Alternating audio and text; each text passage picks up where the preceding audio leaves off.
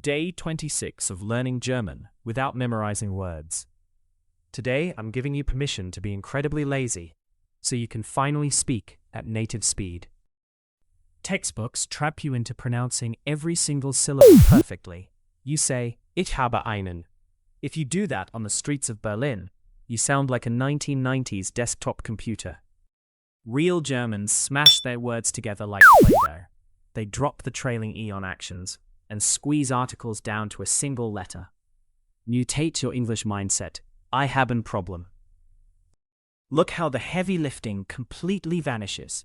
Ich habe einen Hund becomes Ich hab einen Hund. Es gibt ein Problem becomes Gibt's ein Problem?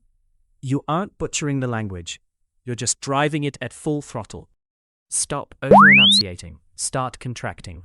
Hit follow for day 27, where I show you how to bypass a thick English accent using 3 tiny vocal shifts.